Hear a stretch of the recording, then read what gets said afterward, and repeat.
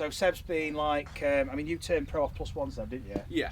And Seb's final year PJ trainee. Yeah, I've got final exams coming up literally a couple of weeks. Training to be a Zen coach, so provides lessons here for our members.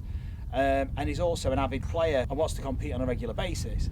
So today we're going to give him a bit of the Zen treatment with the boss man and see what we can do, because you've not been playing much, Seb, but where's your game at and how do you feel about it and what would you like to improve? So it's been okay. I mean, obviously in between lessons and bits and bobs I do try and hit some balls and do a little bit of practice, but it just, I feel that when I don't play I lose my strike, I lose my timing a little bit, and I just feel that there's a little bit more in the tank that I should be getting out of it, really. For the speed and the effort that I put in, I should be getting a little bit more out of it. I don't think it's repeatable, and the ball flight does the same thing, so it's not like I've got an issue with spraying it wayward, spraying it left, spraying it right. But like I said, it's just the strike. I just feel that there should be a little bit more in the tank. Seb's already got a good idea. He's a coach himself, obviously, and he knows his own swing inside out, and he's got a good idea of what he needs to do. But we're going to have a look at it today, see what we can do just to help things along and kind of prep a little bit for Monday, give him something to focus on and hopefully just make that change that he's looking for. So if you want to hit a few shots, Seb.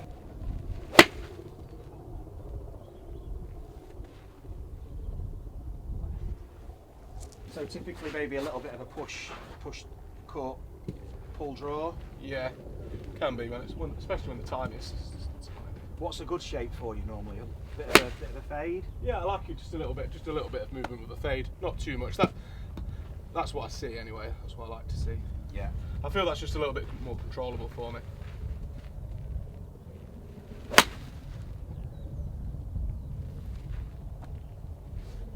So a good swing, nice shots as you can see. I mean, it's marginal gains really, but we're going to have a look at what we can do to kind of improve the efficiency of the swing and improve that delivery. Really, it's all about delivery. So that last one felt nice, but it's just hard.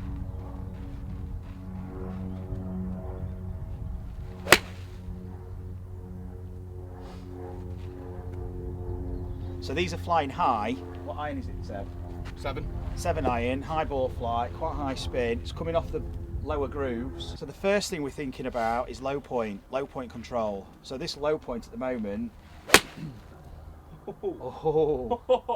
one of the unmentionables. Don't say it, Marcus. So if I can borrow your club, Seb. Yeah, If you look at Seb's strike pattern, it's up towards the heel. Probably when I mentioned about low point, Seb starts to try and get a little bit further forward on it. Thing is, if it's coming from that angle, he's already got a bit of a heel strike, starts to shift it further forward, he's coming more from the inside. If he's leading with the heel, starts to get more of an inside path, he's presenting that hosel. What we're going to look for is getting a bit more of a shallower angle, which he already knows about, playing around with the body's movement to enable that to happen, to facilitate that delivery. A player of Seb's ability can manipulate, but what we want to do is we want to make it repeatable, like we all do, consistency. We want to be able to have that delivery pattern that we recognise and we can just play it again and again and again. And these boys are so well tuned in to what they do, they can sensitise themselves very quickly and just go on repeat. So what we're going to do first, we're going to look at some loading and unloading patterns. So we're going to use the GRFi.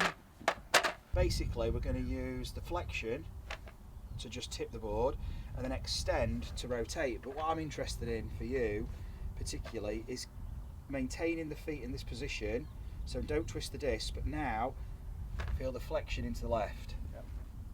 So we get your left hip outside the board. So you're going to feel yourself shift in flexion and then stand up to rotate and then go the other way. Yep. So then it's an extension to rotate. Just play around with that for me. Well, that's just stuck in flex. Not sure really, I just think, I don't think you're flexing enough to be honest. So stand up, so now tip the board, yeah. So that's good. Obviously Seb's a seasoned pro on the GRFi, but do it again for me. Good, and again. I want you to spend much longer and with you, let the whole body go into flexion, yes, as you go to the left. So I want you to, so you rotated. Yeah. So I want you to get a feeling of, just go back again. Stand up, so there. Now let yourself drop in there. Yeah. Then up. And then up to spring. So you're going up, then so you go down, and then up, yeah, and again. So I want you to just shift further with this hip, that way now. Yes. We want to be comfortable being outside the base, Yeah. just for this exercise, but then as we go up, we're coming back inside. Whereas what you did was you stayed here and rotated in flexion. So what we want to do is be able to drop and then stand up, because it's the opposing force we need to create. We need to recognise these patterns to be able to use the ground before we even go into the directional components of the force.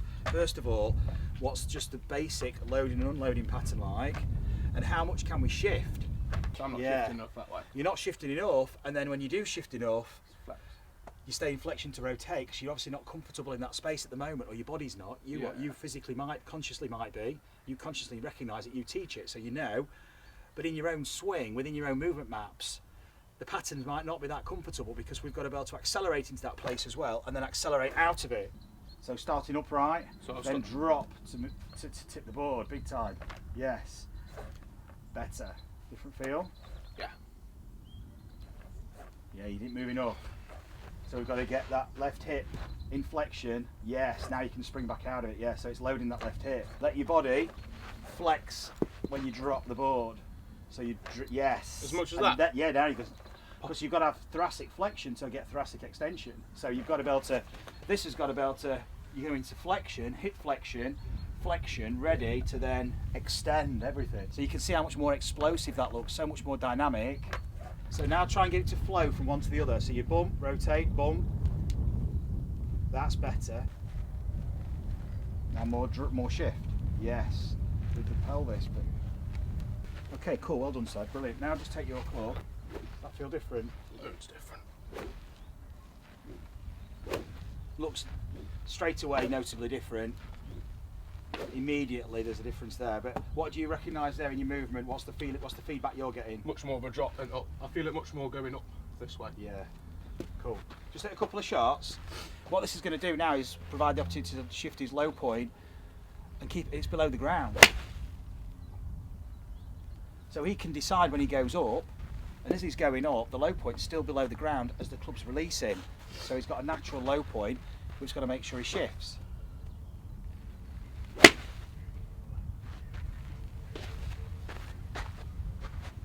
Release a bit early at the minute, low point's a bit far back, we can see he's hitting pull draws, it's just a bit heavy.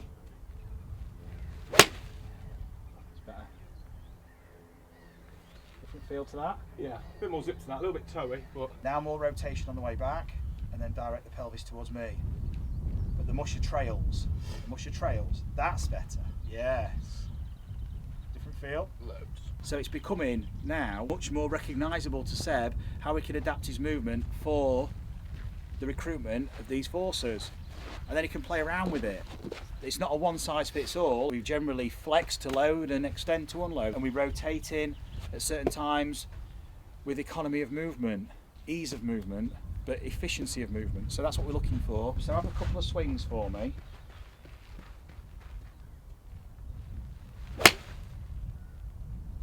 Bit of a different feel? Yeah, loads. So loads, in what respect? First of all, shifting this way, but then the pelvis going that way, and then me popping up. That's what it feels like. Yeah, loads. I wasn't doing anything. I wasn't going up and down at all. No. So use the push. So you're pushing off the disc, pushing up. So you're pushing up off the disc as they twist, like this. You twist, you're going up. That was better, yeah. And again. So now start over here. Now a wider arc. So it's getting thrown away, and it's only the momentum of the golf club now, Seb, that's cocking the wrist. You're not actually physically cocking them intentionally. You're now standing up, which throws the club on a wide arc, but then that arc will very quickly become narrow. Yeah, throwing it away. Twist your feet to me, get into a flexion, and then you can just relax the arm, relax the elbow, keep your grip pressure, but relax the arm. Good, so now the shoulder's more relaxed. Yeah. And now you can start to throw it away, and it'll just, that's it, and throw it away on the angle you want for the fade. And now just step onto the mat in front, both hands on the club, and just do a few air swings, back and forth. Feel different? Yeah. Nice and smooth now, nice and easy. So feel yourself from here. First move is to drop first, with you to load into the ground to stand up.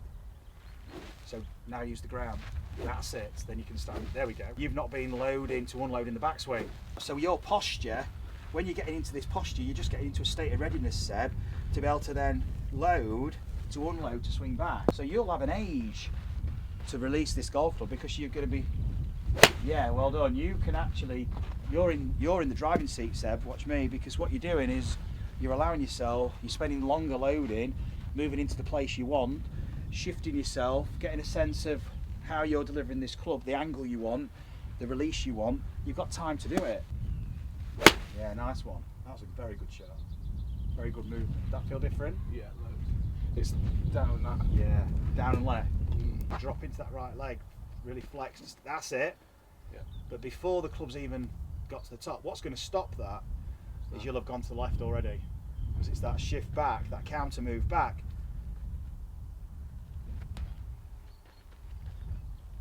So we're starting to see how Seb's been manipulating it with his arms on his takeaway. It's not easy, that, is it? Okay. So you've got to drop into the floor with the step to stand up. And again, so that's the arms travelling too early. Do the step into the floor, then stand up. That's what would then pull. It's going to be way later. Yes. That's it. And drop. It's going to give you time to flex.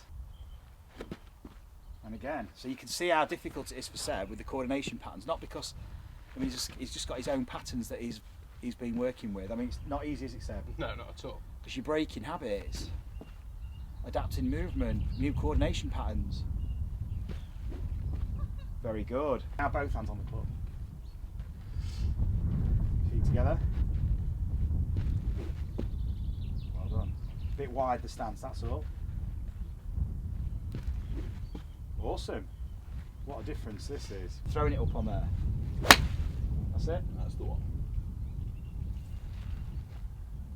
Because if Seb's been used to just bringing it a bit round with his arms, i.e. just rotating a little bit with the forearms to get a bit of depth, because he's been a bit upright, he's not really been rotating enough. He's been using this, and what he did was now he's got more rotation. With that extra rotation of the arms, he's just going to bring it, and then now he's delivering it a little bit more, because he's shifting more from the inside. He's got a bit more of a shallower angle of attack. He just brought the hosel in, but now he can swing up on a more upright, on what he feels is probably a more natural swing path. Not talking swing plane, because the plane changes, the path deviates. It's just a more upright path of the club head. It's a fade path. That's awesome. That's nice. Different feel? Yeah, loads. Better? Loads better. You can hear the sound. It's so different now. So let yourself rotate, and then let yourself drift with that pelvis and rib cage. Well done. That's nice. Last one. Never say last one. Here we go. This is the worldie. Never Always finish on a good one, isn't it? Never say last one. Put him under pressure. Look at that. Spot on. Yeah, that'll do. Feel good, that? Mate, awesome.